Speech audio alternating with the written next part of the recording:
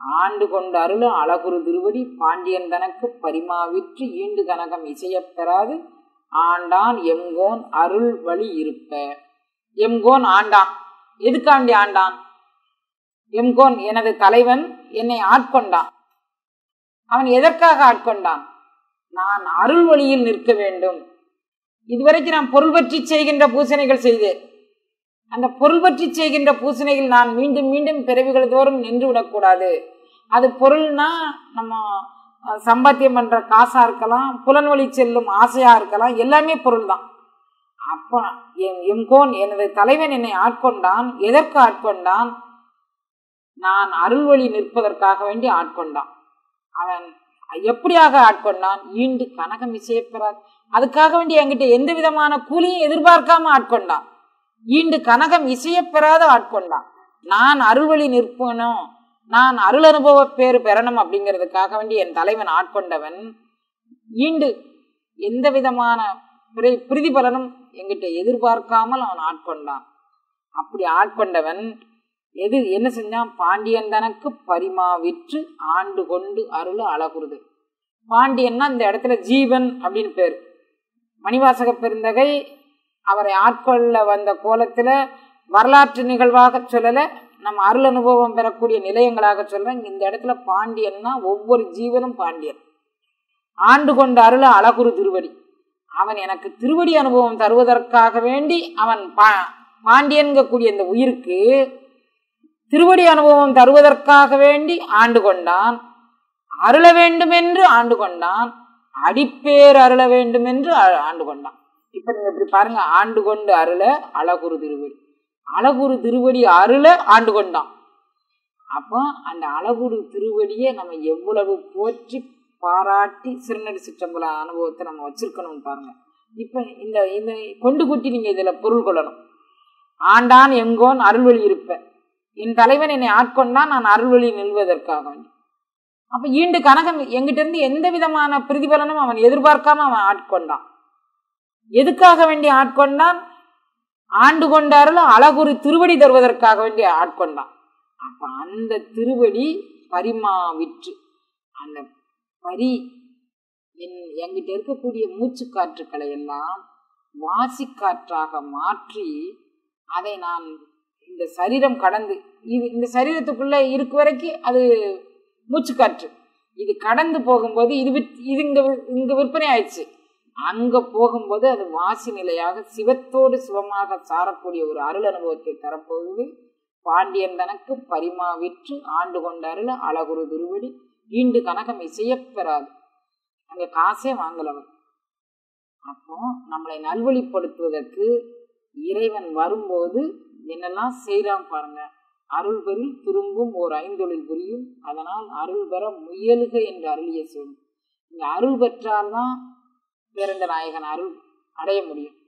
ஆனால் அருள் பெற முயல்வோம் நம்ம. அப்போ அருள் பெற முயற்சி செய்யும்போது தேவையில்லாத சிந்தனைகள், தேவையில்லாத குப்பைகள் நம்ம மனசுக்குள்ள ஒளிஞ்சுக்கிட்டு இருக்குது, அதெல்லாம் கூட்டி தொடச்சு அதை தூர போட்டுட்டு நாம் அதை அந்த இடத்த சுத்திகரம் பண்ணிட்டு இறைவனை இருக்க பண்ணணும். அதனால அருள் பெறில் திரும்பும் ஓர் ஐந்தொழில் புரியும், அதனால் அருள் பெற முயலுக என்று அருளிய சிவமே. அருளே நம்மியல், அருளே நம் இயல், அருளே நம்முரு, அதனால் அருள் பெற முயலுக. இதுதான் அருள். இந்த அருளை பெற்றுட்டீங்கன்னா நீங்க பேரண்ட நாயகனோடு இரண்டரை கலந்துடலாம். ஒவ்வொரு உயிரும் அருள் பெற முயலணும். அந்த முயற்சியே இல்லாம எனக்கு இது கிடைக்கல, எனக்கு அது கிடைக்கல, நீங்க சொல்றவங்களுக்கு ஈஸியா இருக்கும்.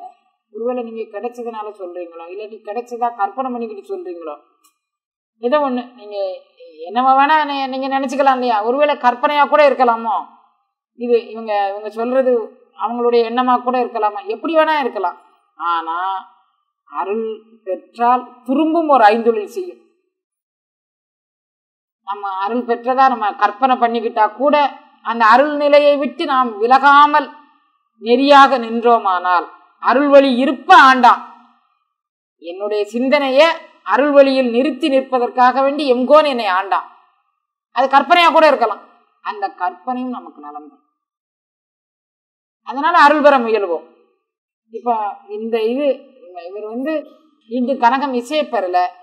பொன்னால் பிரயோஜனம் பொன்படைத்தோன் தனக்குண்டு, பொன் படைத்தோன் தன்னால் பிரயோஜனம் பொண்ணுக்கு அங்கே ஏது உண்டு. இப்போ நான் ஒரு வைர நெக்லஸ் போட்டுட்டு எங்கேயாவது ஒரு இடத்துக்கு போறேன்னு வச்சுக்கோங்களேன், அவங்க அம்மா கொஞ்சம் வசதியான நம்மளாம் உங்களுக்கு அவங்க போட்டுக்கிறது வைரம் மாதிரி தோணுது, பார்க்கறதுக்கு லைட்டில் நல்லா மின்னுது. அப்போ இவங்களுடைய பின்னணி கொஞ்சம் உயர்ந்ததாக இருக்கும் நாங்கள் நினைக்கிறோம். பொன்னால் பிரயோஜனம் பொன் படைத்தோன் தனக்குண்டு, பொன் படைத்தோன் தன்னால் பிரயோஜனம் பொண்ணுக்கு அங்கே ஏது உண்டு.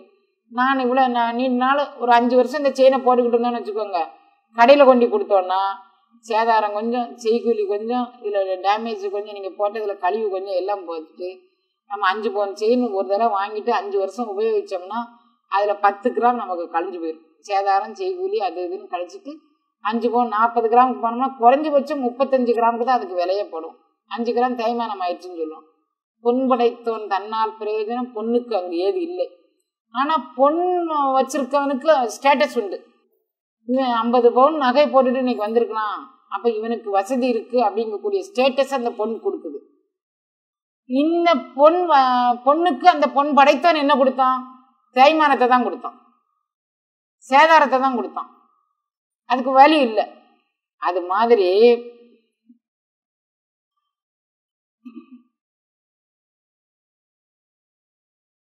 பேரண்ட ஆற்றலை நாம் உள்வாங்கி கொண்டோமானால் உன்னால் பிரயோஜனம் வேணுந்தனையும் எனக்குண்டு.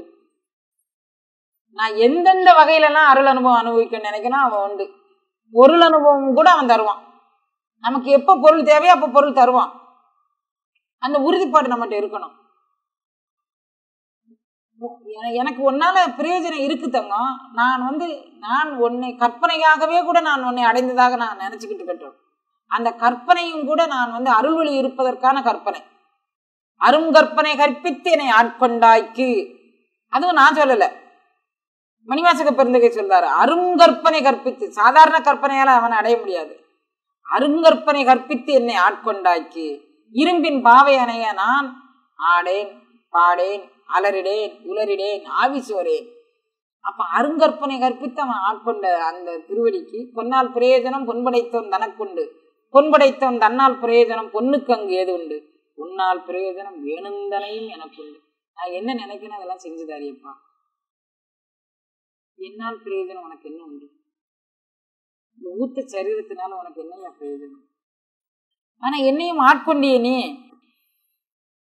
என்னையும் ஆட்கொண்டு என்னையும் உன் திருவடிக்கு வச்சிருக்கிய, உன்னுடைய திருவடி அனுபவத்தை நினைக்க வச்சிருக்கிய. என்னால் பிரயோஜனம் அங்கு ஏதுண்டு காலத்து ஈஸ்வரனே, நீதான் எனக்கு சொல்லணும். கட்டினத்தார் சொல்றார், நம்மளால பிரயோஜனம் கடவுளுக்கு இல்லாட்டி கூட அவனால பிரயோஜனம் நமக்கு வேணுந்தனையும் உண்டு. எது வேண்டமோ அத்தனையும் அவன் தருவான். அப்படி தருவதற்கான அருள் வல்லபம் உடையவன் அவன். அவனை பெறுவதற்கு அருள் பெற முயல்வோம் நாம்.